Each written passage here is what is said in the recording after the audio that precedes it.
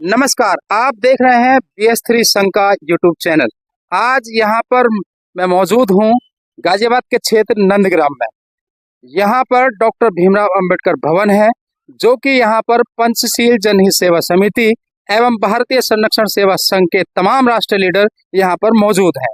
और आज पूरा भारत गणतंत्र दिवस का एक खुशी, मैं जिसको कहूँ एक आज़ादी का महोत्सव मना रहा है।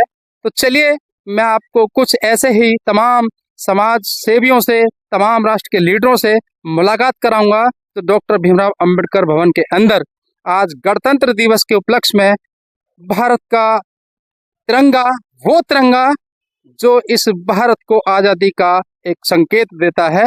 तो चलिए, मैं नंदग्राम में मौजूद हूँ और यहाँ पर आप देख रहे हैं पंचशील जनहित सेवा समिति कार्य कर रही है पिछले कई वर्षों से। तो सर, आज गणतंत्र दिवस के उपलक्ष्य में आप सभी को सबसे पहले हार्दिक शुभकामनाएं। सर, आपका नाम? मेरा नाम SK गौतम। मैं भारतीय संरक्षण सेवा संघ BS3 और पंचशील जनहित सेवा समिति ट्रस्ट नंदग्राम के तत्वाधान में यहाँ पे राष्ट्रीय ध्वज फहराया गया और हम समिति और संघ के माध्यम से संपूर्ण देशवासियों को आज के राष्ट्रीय पर्व गणतंत्र दिवस की बहुत बहुत हार्दिक मंगल कामना देते हैं। और आज ये पर्व पूरे देश में बड़े ही हर्षोल्लास से मनाया जाता है। सभी स्कूल, कॉलेज, सभी संस्थानों में, निजी एवं सरकारी सभी संस्थानों में हमारा राष्ट्रीय ध्वज फहराकर राष्ट्रीय ध्वज का सम्मान किया जाता है, क्योंकि आज के दिन से ही हम गणतंत्र हुए थे। गणतंत्र का मतलब है आज के दिन ही 26 जनवरी 1950 को इस देश में भारतीय संविधान लागू हुआ था।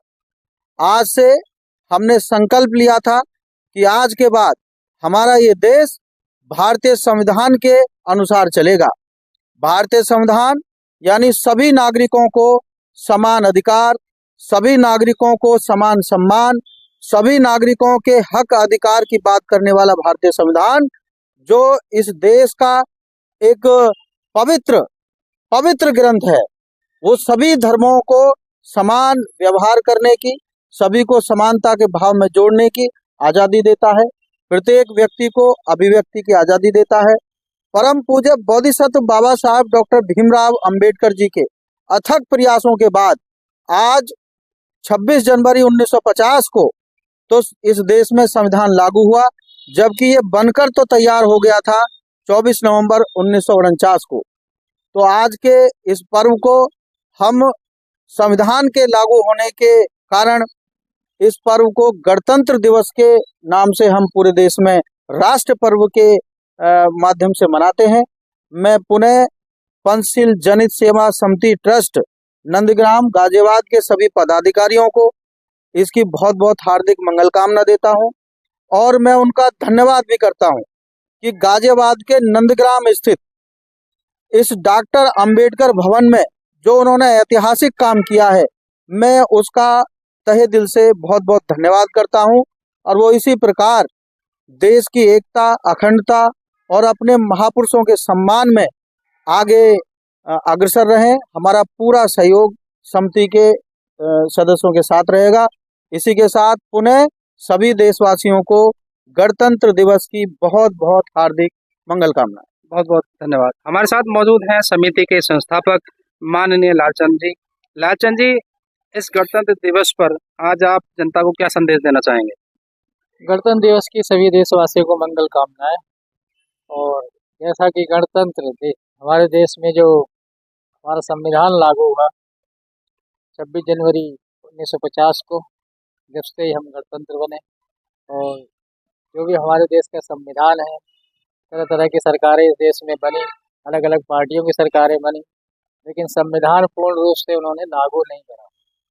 जो हक, अधिकार, समानता का भाव बाबा साहब ने संविधान में दिया है, वो कहीं न कहीं देश की जनता को मिल नहीं पा रहा। लोग उससे भी कहीं जातिवाद हो रहा है, उससे लोग दुखी हैं। कहीं कहीं मतलब मूछ रखने पे लोगों को मारा जाता है। इस तरह के बहुत ज़्यादा जातिवाद होता है। इस तरह का भेदभाव नहीं होना चाहिए। संविधान हमारा समानता का भाव देता है। सभी नागरिक देश के समान हैं, एक समान सबको व्यवहार करना चाहिए। जी, हमारे साथ मौजूद हैं और हमारे अम्बेडकर विकास समिति के वरिष्ठ समाज सेवी, जो कि आज पंचशील जनहित सेवा समिति में, इनको आज मुख्य अतिथि के रूप में देखा गया, उन्होंने झंडा भी फहराया। तो सर, आज आप इस समाज के लिए क्या संदेश देंगे? तो मैं तो ये कहूँगा, सब जो संगठित रहे और आगे कोई इस कार्य को आगे बढ़ाते चलाऊं, संविधान का नाम बढ़ता रहे। तो आपने देखा कि सभी लोग संविधान की बात कर रहे हैं, सभी लोग इस आज़ादी के महोत्सव को मना रहे हैं। तो आज इसी कड़ी में हमारे साथ एक बहुत ही बड़ी हस्ती, जानी मानी हस्ती, भारतीय संरक्षण सेवा संघ के नवनियुक्त उत्तर प्रदेश के अध्यक्ष डॉक्टर वीके सागर जी। तो वीके सागर जी, आज इस आज़ादी के महोत्सव पर क्या संदेश देंगे आप? सर, सभी को गणतंत्र दिवस की हार्दिक शुभकामनाएं, सबको मंगल कामनाएं। और हम ये गणतंत्र दिवस बाबा साहब की वजह से मना रहे हैं। उन्होंने गण राज्य संविधान बनाया और 26 जनवरी 1950 को लागू हुआ, मगर ये आज की सरकारें या पिछली सरकार ने पूर्ण रूप से लागू नहीं किया है, जिसमें जातिवाद, भेदभाव, ऊंच नीच देखने को मिलती है। मैं गुजारिश करता हूं सरकार से और अपने साथियों से, जो भी राजनीति पद पे बैठे हुए हैं, संविधान पद पे बैठे हुए हैं, वो इस चीज़ पे गौर करें और संविधान को पूर्ण रूप से लागू करें। मैं यही कहना चाहूँगा सर। धन्यवाद। बहुत बहुत धन्यवाद। आज हमारे साथ फिर से मौजूद हैं डॉक्टर राम सिंह सिद्धार्थ। आप पंचशील जनहित सेवा समिति के संस्थापक हैं वर्तमान में भी, और आपने पंचशील के नेतृत्व में बहुत सारे काम किए। आप मेरे पीछे देख रहे हैं कि तथागत गौतम बुद्ध की प्रतिमा है और यहाँ पर कई वर्षों से कार्यरत है समिति, और समय समय पर गरीब बहन बेटियों की शादियों में सहयोग करना, उनके सुख दुख में जाना, और तो और पिछले कम से कम 8-10 वर्षों से जो पंचशील के नेतृत्व में एक फ्री ऑफ कॉस्ट शिक्षा, जिसको बाबा साहब ने सबसे पहले महत्व दिया, यहाँ पर निःशुल्क स्कूल चल रहा है। तो उसके बारे में आप क्या कहना चाहेंगे? साथियों, सभी को आज गणतंत्र दिवस की बहुत बहुत मंगल कामनाएं।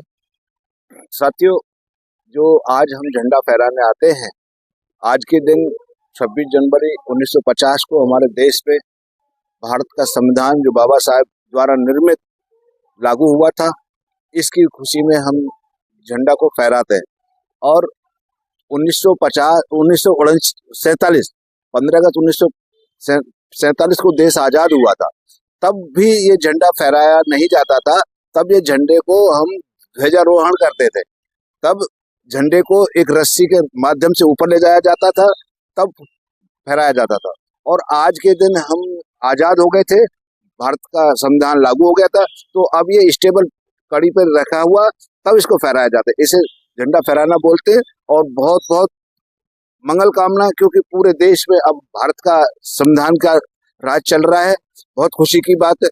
कहीं पे बहुत सी जगह पूर्ण रूप से लागू नहीं हुआ है, तो वो अगर हम लोग इस चीज को अगर चिंतन करें, पढ़ें लिखें, तो जरूर ये हम कामयाबी पा सकते हैं, अपने हक मांग सकते हैं।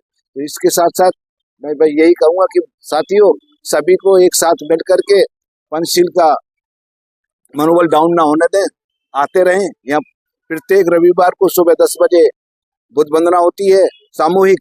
इस क्षेत्र के सभी लोग आते हैं और आप लोग भी आएं। सभी को नमो बुद्धाय, जय भीम। और शाम के टाइम अंबेडकर पार्क में बुद्ध वंदना होती है, वो महिला मंडल के साथ होती है, तो उसमें भी पधारें बहनें। सभी को नमो बुद्धाय, जय भीम। तो जैसा कि आपने सुना कि आज पूरा भारत आजादी का महोत्सव मना रहा है, लेकिन कहीं ना कहीं एक बहुत बड़ी विडंबना है। तो जिस तरीके से सुना कि संविधान कहीं कहीं पर पूर्ण तरीके से लागू नहीं है, उसके बाद इस देश में तमाम समाज सेवियों ने यह भी बताया कि जाति हम पर हावी है, जाति को देखकर हमारे साथ शोषण हो रहा है।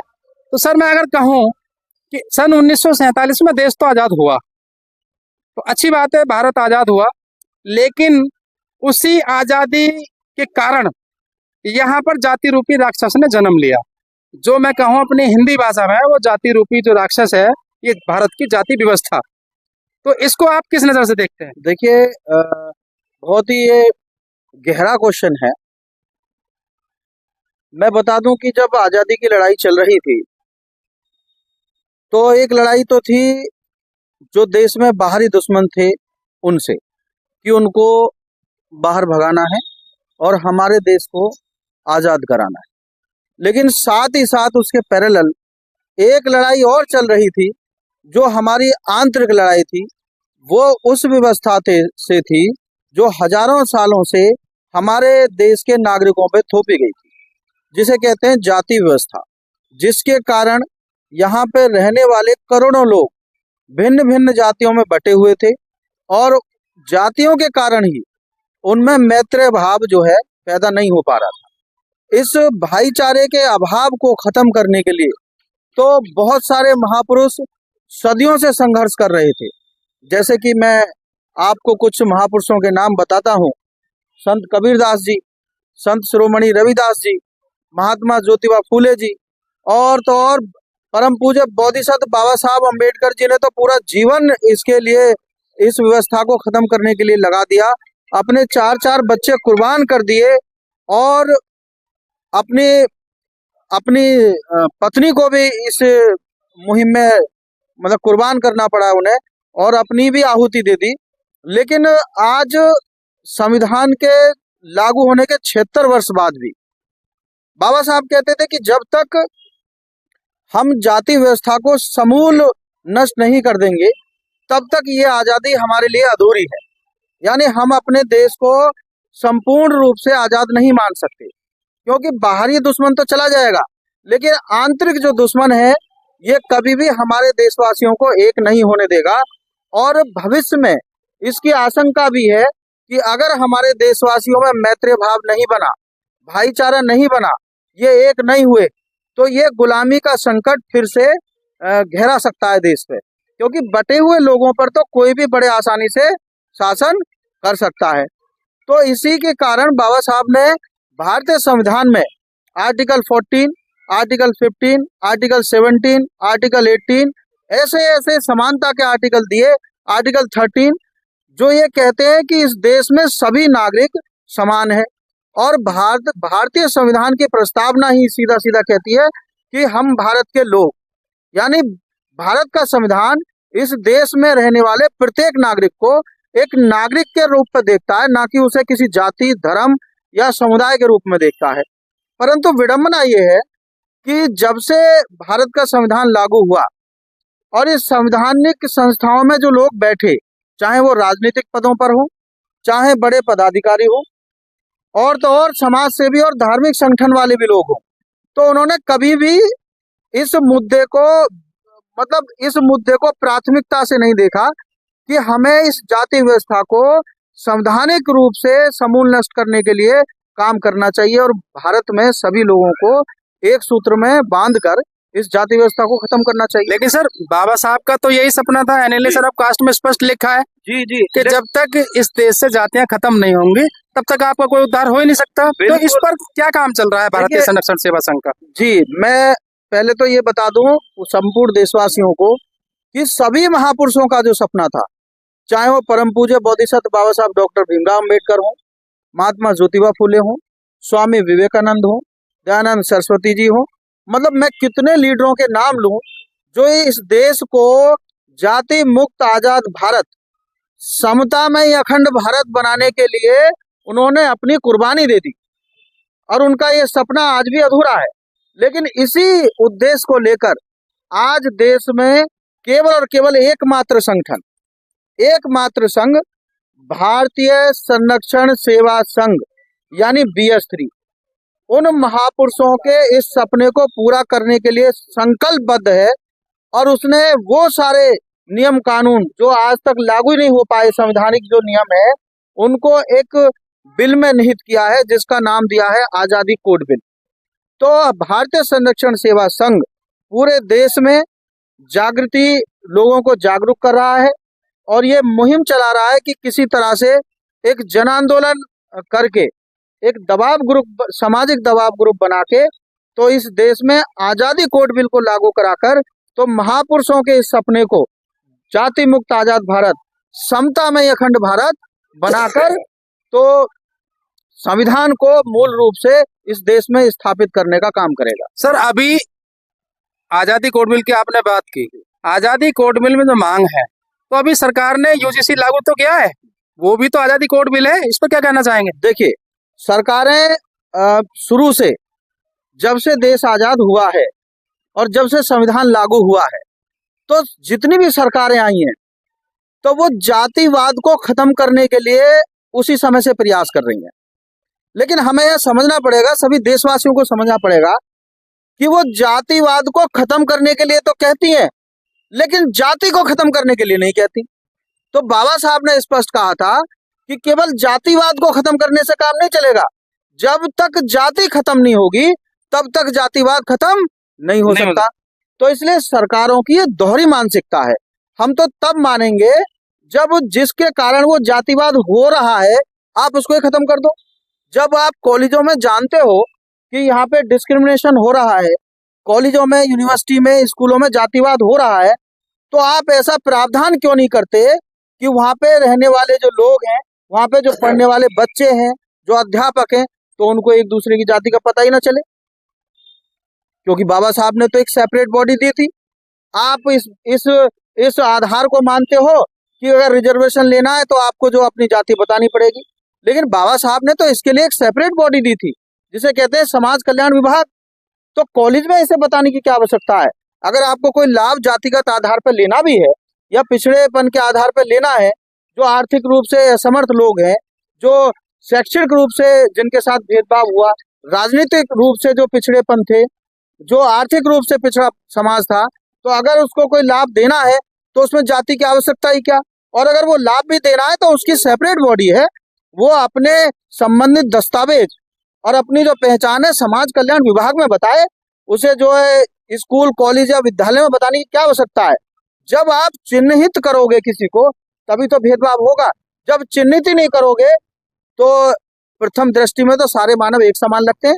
लेकिन सर, एक सवाल है मेरा, जातिगत आधार पे तो आरक्षण मिलता ही नहीं है, किसी जाति विशेष को तो आरक्षण मिलता ही नहीं है। ये तो आरक्षण तो केवल वर्ग के लोगों को मिलता है। देखिए, वर्ग भी नहीं है, मैं बताता हूँ। ये बहुत बड़ी साजिश जो है, संविधान लागू होने के बाद में जब पूना पैक्ट लागू हुआ तो उसके बाद में जो रिजर्वेशन का कॉन्सेप्ट आया, तो रिजर्वेशन का जो कॉन्सेप्ट था वो स्पष्ट रूप से उन नागरिकों के लिए था। देखिए, जातियों के लिए नहीं था, उन नागरिकों के लिए था जो जिनके साथ हजारों साल से जुल्म अत्याचार हुए थे, जिनके साथ शोषण हुआ था, जिनको मुख्य धारा में लाने के लिए उनके अधिकारों का हनन हुआ था। जैसे कि सरकारों को ये करना था कि उन लोगों को चिन्हित करके किन लोगों को? जिनके साथ सामाजिक भेदभाव हुआ, जिनको सामाजिक समानता नहीं मिल रही है, जिनको आर्थिक समानता नहीं मिली, जिनको शैक्षणिक समानता नहीं मिली, जिनको राजनीतिक समानता नहीं मिली, कहीं राजनीतिक भागीदारी नहीं है, तो ऐसे लोगों को चिन्हित करना था। तो जिसमें 4 सूचियां बाबा साहब ने बनाई कि जो बिल्कुल ही हाशिए पर लोग थे, जिनको ना तो राजनीतिक समानता कभी मिली, ना तो राजनीतिक क्षेत्र में उन्हें अधिकार मिला, वंचित रखा गया जानबूझ के, ना ही आर्थिक क्षेत्र में उन्हें कोई समानता मिली, ना ही शैक्षणिक क्षेत्र में मिली, ना ही धार्मिक क्षेत्र में मिली। तो ऐसे लोगों को बाबा साहब ने आकलन करके तो उन लोगों को एक अनुसूचित जाति की एक सूची बनाई। ये वर्ग नहीं है, ये एक सूची है जिसमें करीब 1700 से ज्यादा जातियां जो है पूरे देश में है, एससी में, तो उनको इसमें समाहित किया। इसी प्रकार से एक सूची बनाई एसटी के नाम से, जो वनवासी थे, जो वनों में या बाहर जिन्हें आदिवासी कहते हैं, उन लोगों की, वो भी जो है शैक्षणिक स्तर पे उनको जो शैक्षणिक पिछड़ापन था। इसी प्रकार से एक ओबीसी सूची बनाई। ओबीसी सूची में उनको रखा जिनका शैक्षणिक पिछड़ापन तो था, राजनीतिक पिछड़ापन था, लेकिन आर्थिक पिछड़ापन उनका थोड़ा सा कम था उनकी अपेक्षा, तो उनको ओबीसी में रखा। और जो चारों तरह से संपन्न थे, जिनको सारी आजादी मिली हुई थी, उनके साथ कभी शोषण नहीं हुआ, तो उनको जो है जनरल कैटेगरी में रखा, जनरल की एक सूची बनाई। तो ये सूचियां हैं। तो ये जो हमारा प्रतिनिधित्व का अधिकार है, तो इसे जातियों के साथ जोड़ना, ये एक बहुत बड़ी साजिश हुई है। इसे जाति से नहीं जोड़ना चाहिए था, इसे लोगों से जोड़ना चाहिए था। वो लोग, और उनके लिए जाति प्रमाण पत्र नहीं बनने चाहिए थे, उनके लिए प्रतिनिधित्व प्रमाण पत्र बनने चाहिए थे। संविधान में राइट है इस चीज का? बिल्कुल, संविधान इस बात को कहता है। जातियां तो जिस दिन संविधान लागू हुआ था उस दिन सारी जातियां बिल्कुल इस देश से खत्म हो गई थी, लेकिन बावजूद उसके 76 साल बाद तक भी, क्योंकि इस देश में भेदभाव हो, तो इसलिए इस जातियों को जिंदा रखा है और जाति के कारण ही इस देश में भेदभाव होता है और गंदी राजनीति होती है। यानी कि मैं कहूं कि आपकी नजरों में 1947 में देश तो आजाद हुआ जी, लेकिन आज भी हम जाति रूपी राक्षस की जंजीरों में जकड़े हुए गुलाम हैं। बिल्कुल गुलाम है, बिल्कुल। ये पूरा देश गुलाम है, कोई कबूले ना कबूले, लेकिन हम गुलाम हैं। देखिए, इसका बहुत बड़ा उदाहरण ये है कि इस देश को राष्ट्र बनाने की बात तो सभी महापुरुषों ने करी कि ये देश राष्ट्र बने। तो राष्ट्र की प्रथम परिभाषा ये होती है कि किसी भी कोने में, देश के किसी भी कोने में अगर किसी नागरिक के साथ कोई अत्याचार होता है तो देश का प्रत्येक व्यक्ति अपने देश के उस व्यक्ति के साथ कंधे से कंधा मिलाकर खड़ा होना चाहिए। लेकिन हमें देखने को क्या मिलता है अपने देश में, ये बड़े दुर्भाग्य की बात है कि अगर किसी के साथ अत्याचार होता है तो सबसे पहले इस देश के नागरिक ये देखते हैं कि जरा देखिए तो सही, ये हमारा ही व्यक्ति है क्या, हमारी जाति का है क्या, हमारे धर्म का है।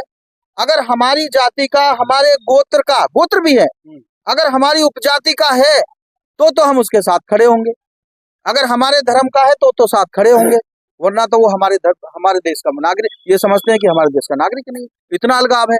अभी हाल ही में आपने देखा होगा, एक मेरठ में कपसाड़ में एक घटना हुई थी, अभी हाल फिलहाल की, पिछले महीने की है। बिल्कुल। तो वहां पे आपने देखा कि जितनी भी सामाजिक संगठन, धार्मिक संगठन, राजनीतिक संगठन, जितने भी लोग उसके पक्ष में खड़े हुए, तो वो केवल वही लोग खड़े हुए जो उसके समुदाय के, उसके समाज के हैं। yes. अन्य समाज का, अन्य जाति का, बिरादरी का लोग उसके लिए साथ में खड़ा ही नहीं हुआ, उसे कोई पीड़ा ही नहीं। तो जब पीड़ा ही नहीं है तो इसका कारण क्या है? इस देश की जाति व्यवस्था। तो ये बड़े दुर्भाग्य की बात है कि बाबा साहब इस बात को कहते हैं कि ये देश को अगर गौर से देखा जाए तो इसमें ये एक देश नहीं है, इसमें छोटे छोटे बहुत सारे देश हैं जो केवल अपने बारे में सोचते हैं। जातियों के बारे में उन्होंने कहा कि जातियों के रूप में छोटे छोटे देश हैं इसमें, जो केवल अपने लोगों के बारे में, अपने ही बारे में सोचते हैं, बाकी दूसरे के बारे में सोचने के लिए उन्हें कोई दिली इच्छा नहीं होती, कोई मन से नहीं सोचते। या तो कभी स्वार्थ की वजह से हो सकता है वो खड़ा हो जाए, या कोई विवश होकर खड़ा हो जाए, लेकिन मन के अंदर से जो भावना आनी चाहिए वो जाति की वजह से नहीं आ पाती है, और ये बड़ा दुर्भाग्य है। हम, देश तो आजाद हुआ, गणतंत्र हुआ, लेकिन अभी ये आजादी देश में अधूरी है। जब तक जाति व्यवस्था रहेगी तब तक हम पूर्ण रूप से आजाद अपने आप को नहीं कह सकते, इसलिए संघर्ष की आवश्यकता। बहुत बहुत धन्यवाद। जैसा कि आपने सुना, हमारे साथ भारतीय संरक्षण सेवा संघ के राष्ट्रीय leader professor SC. Gautam ji ने जो बताया कि आज भी इस देश में जाति रूपी राक्षस की जंजीरों में जकड़े हुए हम गुलाम हैं। चलिए, हमारे साथ पंचशील जनहित सेवा समिति के संरक्षण मंडल के अध्यक्ष हैं माननीय डॉक्टर भोपाल जी। तो सर, सबसे पहले आपको गणतंत्र दिवस की हार्दिक शुभकामनाएं। तो आज आजादी के महोत्सव पर आप जनता को क्या संदेश देना चाहेंगे? पहले सभी को नमो बुद्धाय, जय भीम, जय संविधान। देखिए, अब आज गणतंत्र दिवस हम पंचशील जनहित सेवा समिति के नेतृत्व में, जितने भी हमारे पदाधिकारी उनके नेतृत्व में हम मना रहे हैं अम्बेडकर भवन नंदग्राम। तो मैं गणतंत्र दिवस की सभी को, देशवासियों को और नंदग्राम वासियों को हार्दिक बधाई देता हूँ और धन्यवाद। बहुत बहुत धन्यवाद। आज हमारे साथ एक ऐसी महिला शक्ति मौजूद है जो हाल ही में नवनिर्वाचित हुई हैं BS3 संघ यानी कि भारतीय संरक्षण सेवा संघ की गाजियाबाद की महिला अध्यक्ष गाजियाबाद की नियुक्त हुई हैं। बहन जी, आपका सबसे पहले हार्दिक स्वागत है भारतीय संरक्षण सेवा संघ और पंचशील जनहित सेवा समिति में। तो बहन जी, आज का जो आज़ादी का महोत्सव है, आप इसको किस नज़र से देखती हैं? मैं इस नज़र से देखती हूँ, मगर हम, देश तो हमारा आज़ाद हुआ मगर आज भी हम आज़ाद नहीं हैं।